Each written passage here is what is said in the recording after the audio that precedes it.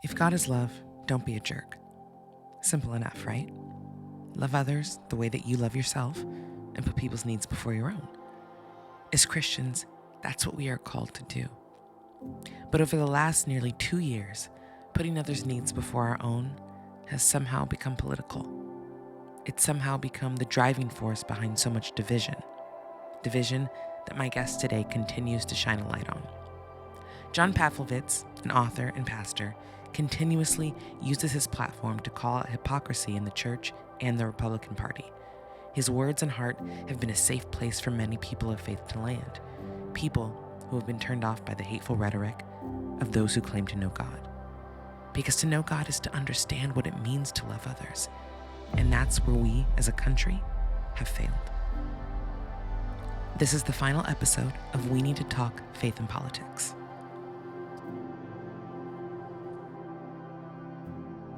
John Pavlovitz, my dear, dear sweet friend, thank you so much for being on the show again. It is so good to see you again and to be back with you. Absolutely. You, my friend, do not stop. You have been through quite the journey the last few months, but I am very honored that you're taking the time to be here. How are you feeling first and foremost? Thanks for asking. I'm feeling great. I mean, it's 6 weeks out from brain surgery, and today was one of those days where I almost didn't remember that I had it done. I'm able to go around and do normal activity and feel relatively normal.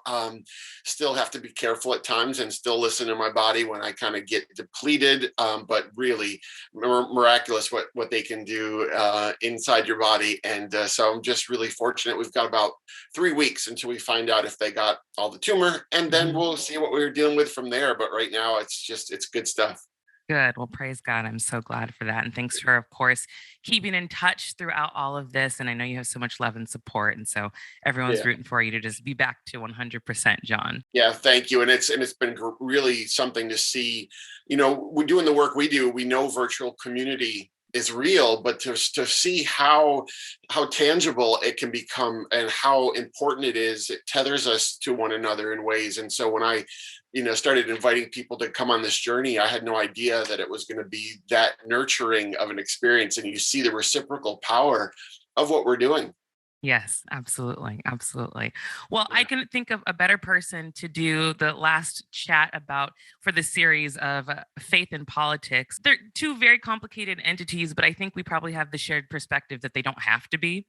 But Yeah. in this country, they just have become. And, a lot of people, as we know, they use their religious beliefs to dictate what their political views are as well, be it your average citizen or your elected official.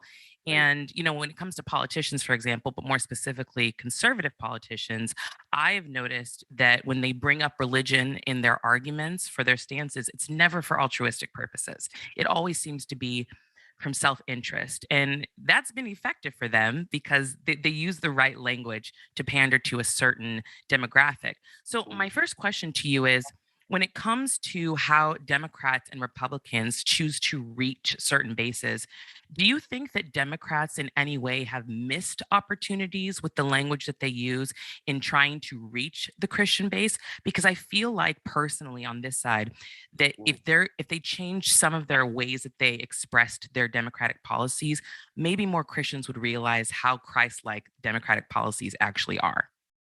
No question. I mean, that's been the work I've been doing for a while. And I think if you look, a few decades ago when the religious right, started to claim ownership of Christianity and almost began to put Democrats on the defensive, and they became worried about the language of spirituality to the point where I think they relinquished the conversation about faith, and Republicans became the only visible representation for people of the Christian faith. And so part of the work that I do, and I know you do, is to try to remind people that there is an alternative expression of the life and teachings of Jesus that actually seems to resemble the life and teachings of Jesus.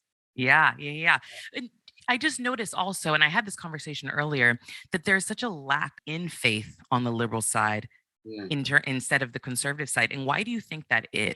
Well, I was actually talking to someone today about that in the idea that we don't have on the left, even things like Franklin Graham's. We don't have figures to many to really rally around or point to, and we have no hubs around which to gather in large numbers. And I think part of that is because progressive spirituality tends to be more passive, or at least more open about other people's stories. And so we're not trying to say, this is the only way. And because of that, I think it's been difficult to leverage sort of the urgency that the religious right has. Religious right has hell, which we don't usually tend to traffic in. And then they have that fear of the outsider, and that adversarial position. The religious right is always in a battle posture against everything, as you mentioned. And we're trying to come from a place of empathy and kindness and generosity. And that's really something that's hard to kind of position publicly. In a lot of your work as a progressive pastor has led you to doing work outside of the church, which, if we're being honest, that's where most of the work should be done anyway, right? That's what Jesus did. He was outside, he was on the streets. But do you ever feel like your words aren't being heard by the people that actually need to hear them? Or do you think that you're teaching who you need to teach?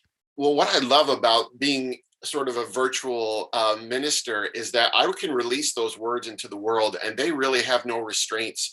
So I'm not necessarily reaching the people as they're not choosing necessarily to read the words, but their friends and their neighbors and their church friends are reading it and then engaging them. So it's still trickling down to them, even if they might resist seeing me. They might see my name and say, I'm not going to read that guy's book. But what I am doing is able to reach a number of people who relationally are connecting with those people. And that's the important thing, because I can't preach them into compassion. I can't argue them into having empathy for people who don't look like them or believe like them, but I can reach the people around them. And hopefully in that relational, small and close space, that's where some of the change happens. Yeah, I love that attitude. You just released your new book, If God Is Love, Don't Be a Jerk, which I love it. I've always been a fan of your writing and your humor, and I love that you have the ability to guide people without necessarily coddling them. But while you were writing the book, a lot was going on in the country. So for you personally, what were some of the struggles that you came across when trying to write these words to reach people while watching everything that was happening?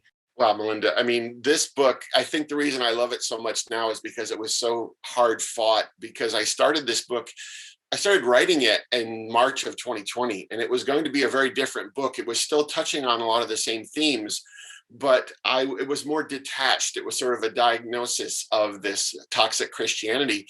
But then when the pandemic started to unfold, and then we got into the summer, and you started to see not only the Black Lives Matter protests and the high profile killings of unarmed Black people, but the resistance of people to those protests.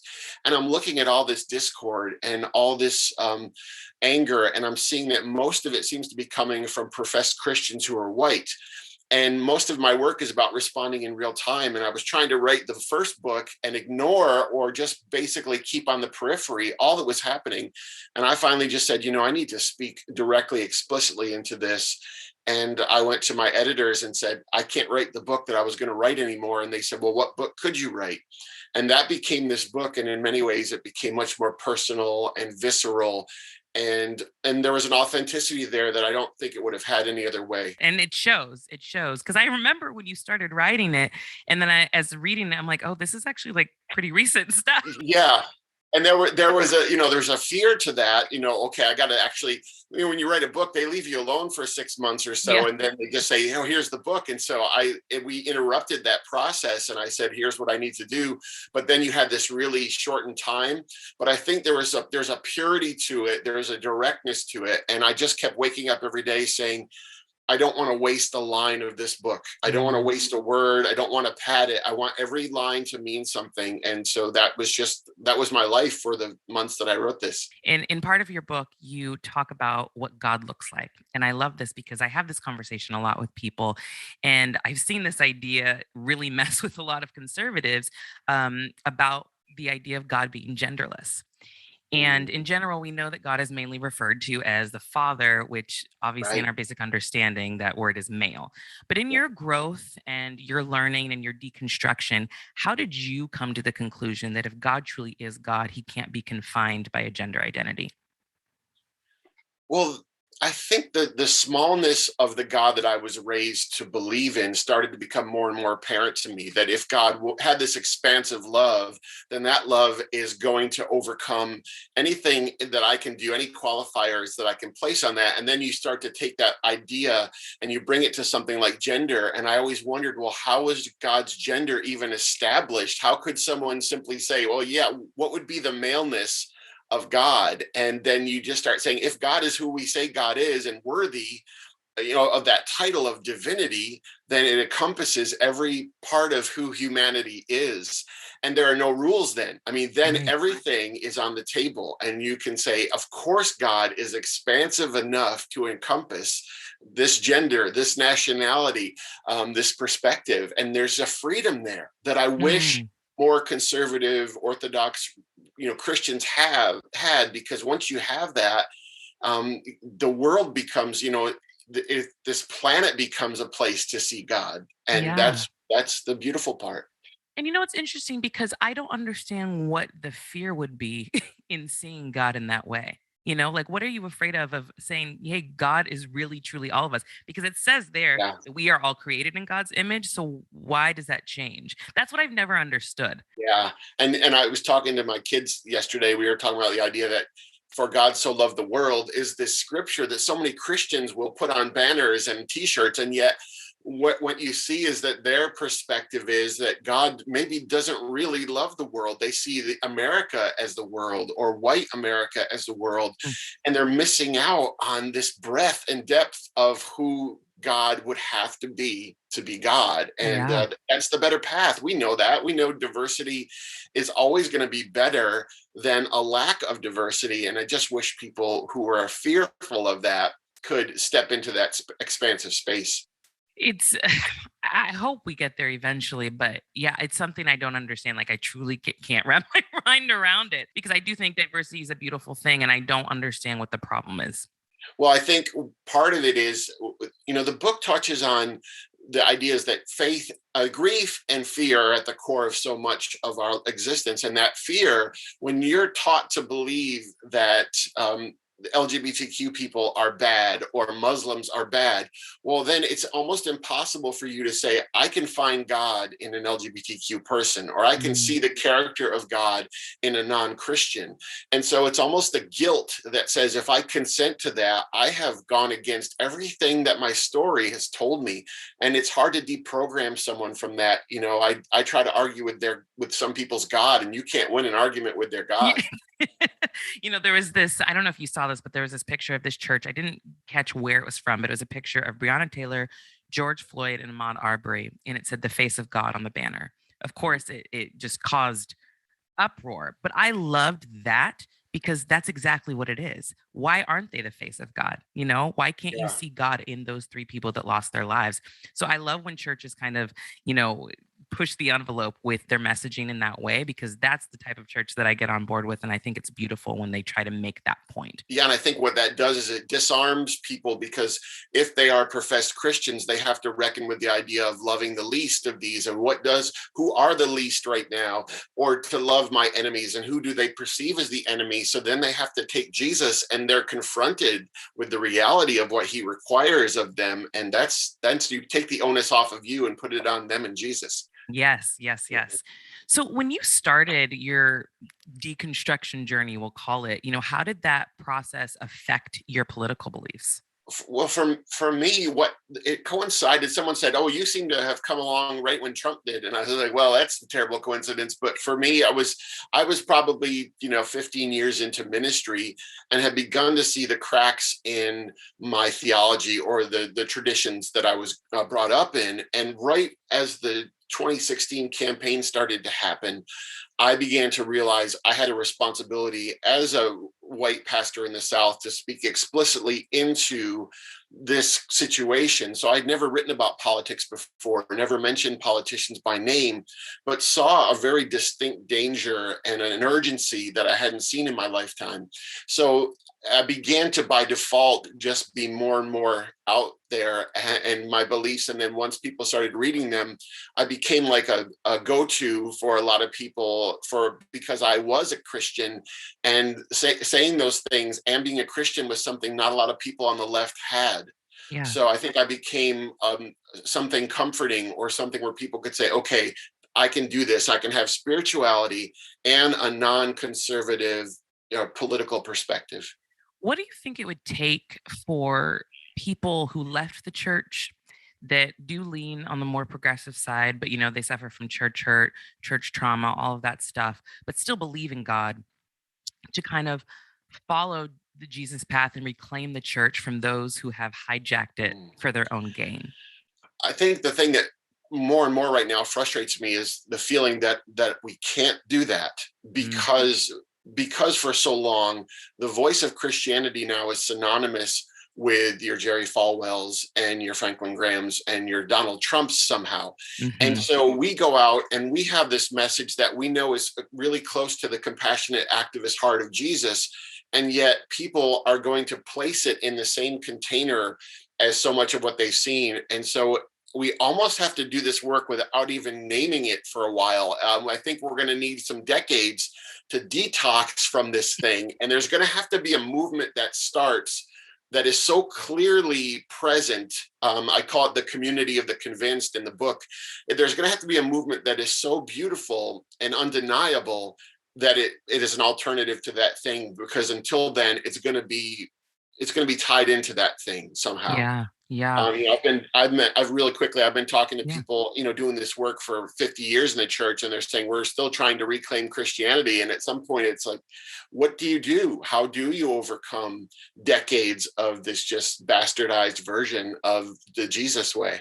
Yeah, and it's frustrating because, and I actually just started writing a song about this, but it's like, who's going to save Jesus from the church, Because can you even imagine just like if coming back, you're like, how did my name get tarnished this way? Exactly. And, I've written about it, and the idea that Jesus shows up teaching what he was teaching and saying what he was saying and looking the way he looked would not be welcome in MAGA America or in the Republican Party and in the evangelical church. And that is the complete moral inversion that this tradition has undertaken. And so those of us who are still seeing it the right side up, we've got to figure out now how to go about just embodying it. People don't care to be preached anymore. Younger people, they don't want to hear theology battles or doctrinal battles. They want to see beauty happen in the world. Yes. Because to me, that's the simple thing. And to me, love, just like you say, if God is love, don't be a jerk. If you just go back to love, none of this should be very complicated. None of it. Exactly. Yes. And, you try to say, okay, empathy, and someone said, why did you call the book, If God is Love, Don't Be a Jerk? Why didn't you call it If God is Love, Love People? And I said, well, I'm speaking to a large group of people who getting them to love is going to be impossible. My aspirations for humanity has gotten very pedestrian. So I just said, can you just start by not doing harm? Yeah. I think that's for people like us. We look at the church and we say, it doesn't only seem exclusionary, but predatory. It seems to be embracing cruelty. And that, as a follower of Jesus, I can't see that cognitive dissonance, how that inhabits the same heart. No, I'm with you. I'm with you completely. And it makes me wonder if, as we're talking about this, do you think the reason why so many more conservative churches have louder voices in the room when it comes to politics versus progressive churches, do you think that comes down to just financial stability? Partly that, and partly, I was talking to a pastor years ago, and he said, John, I miss hell. I used to have hell. I could leverage that. I could get people to volunteer and to give and to vote and to participate. And when I lost the ability to leverage someone's fear and urgency, and I didn't have damnation, I lost a lot of a way to mobilize my people, Mm. sadly. And I Hmm. think that's a little bit of the equation too, is that we have to create an urgency around the threat to humanity and the planet. We have to show that people are under duress, and that has to be the thing that we get people. 2022 is coming, and it's hard to get people moving, and part of it is you've got to show them the danger that is all around us, to people in the trenches of their everyday lives. I've talked to you a little bit also about how people interpret the Bible and weaponize scripture, which we know is so common, specifically on the conservative side. And, people's interpretations of the Bible are guided by their environments, who they're hearing the verses from, what your upbringing is, all of that stuff, right? Because I can read a Bible verse and interpret it one way, and someone from Texas will completely read it a different way, right? Yes. But in your faith journey and being a teacher and being this virtual pastor, how do you know that you've interpreted Jesus' teaching and message the right way? Well, I largely assume that I probably haven't. I assume that I'm taking baggage. It took me, decades to even reckon with the reality of my privilege, or the story of America that I grew up in and how different it was. And there's a grieving that takes place. There's a sense of loss. There's a confrontation you have to have with your former self, with your tradition. And so through that, realizing 10 years ago, 15 years ago, I wasn't less authentic. I really believed that. And that's part of the story here, is I have to be willing to realize I have to hold my beliefs with some measure of humility, and realize that I'm probably going to disagree with this version of myself soon. So I assume that I've gotten parts of it wrong.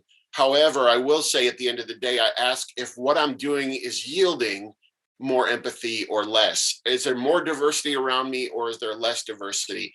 Do Mm. more people feel seen and heard and loved, or less people? And if there are fewer people who feel that way, then I've probably gotten the Jesus teachings wrong. Another thing you talk about in your book, one thing I still will say this, one thing I do really love about your book is your self awareness. And I love how honest you are, even about the times that you've messed up, which I think is great. And a lot of people aren't able to do that. But it also comes down to, because there's such a lack of self awareness for a lot of people, that's kind of what's keeping them from loving others. So, aside from self awareness, why do you think that loving others has been such a difficult concept, specifically in this country? I think that the religious system here, that evangelical Christianity in America, conservative Christianity, has been based on a moral judgment on other people. And I think the more that seeps into our everyday life, it's almost as if we this is not a zero sum game. I'm trying to always tell Christians, other people's gain is not your loss. And there's actually the interdependence of humanity is the better path. So I want everyone to do well. So when Hmm. Jesus is proclaiming shalom, he's not just looking for an absence of negative. He wants abundance for the other. He wants goodness for the other. And I think that's what we have lost in American Christianity, the sense that it's not just God wants us to be happy and do well, and the people we think are our people, but everyone is our neighbor. Everyone is Yeah. the least of these, and everyone is the beggar that I am called to take out and help heal and restore. And that's what we have to get back, or we're just doomed. Doomed is the correct word. Yeah. How do you personally show your faith through your political views? I I hope that my political views are always trying to see who is not yet at the table, who is not Mm. yet feeling peace, who is we this really well. I mean, I went through this surgery issue, and realizing just the massive scale of financial scale of the difficulty, and then you've got the emotional stuff. So my political views are hopefully always looking for, when I was a student pastor, I used to say, I look at the crowd, but I look at the periphery of the room, and I look at who's uncomfortable and whose body language says, I don't feel right there yet. And that's what I want politics to do, to be an extension of my spirituality, which is a pulling in and inviting in. Yeah, it's that thought of being selfless. And I think that that's what more people need to do. But unfortunately, we have gotten into that me stances for a lot of things. And that's Yeah. what's so frustrating for me, is because If I know that something is going to affect me personally, but it's better for the common good, I'm Mhm. gonna vote for that. I'm gonna Yeah. vote for that because I'll probably at the end of the day be fine. But if everybody else would be affected by me voting against something, then we're not doing what Christ called us to do. And what, I think part of so many people's religion has been so skewed that they don't even understand what success looks like in their lives. So they're thinking about financial gain, or they're thinking about some sort of way that they define abundance. And I think, but yet the irony is they're always living in lack. Like, I don't have enough, Mm, and they're living with closed fists because they feel like I cannot lose what I have. And then you see the Jesus movement, it is completely about, I'm going to open my hands and I'm going to give you what I have, because I know that that is going to make the common good better. yeah. And that's the sad part. I grieve for people. I've written about this before. I don't want people to see me as the enemy, because I'm fighting for them too. I want their children. If someone said to me, "Oh, John, Trump supporters, they're loving. They love their kids and they love their families and friends." And I said, "Of course they do. We all do." I want to make sure people love people who aren't their family and aren't their Yes. friends. Yes. That seems to be the way of Jesus. Yeah. I feel like I saw on your Twitter feed that somebody made a comment in regards to you saying that I think it was an immigrant child is just as important as Yeah, somebody, yeah, and that concept is just nobody can grasp that for some reason, but that's what it yeah. is that you want the same rights for your children as those children that you don't know, because that's just what it is. You're supposed to love everybody. And I truly do hope that eventually people will realize that. But in your attempts of kind of pushing these messages, have you been successful reaching across the aisle? No.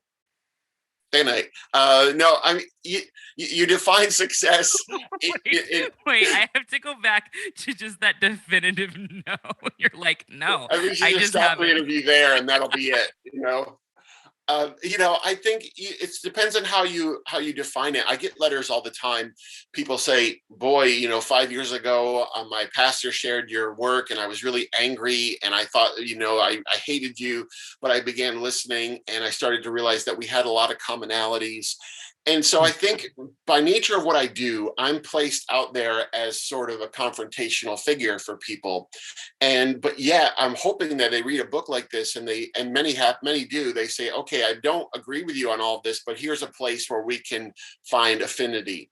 And that's what I want for the book. I tell people all the time, I don't need for you to agree with me theologically or politically. I just want you to move from where you are to a more empathetic place toward Yes. humanity. And then I've done my job. So the Hmm. goal is not necessarily everyone voting like me, but it is them being aware of some of the realities of this life. In terms of the church and the place that it has in society, what do you think the future of the church is?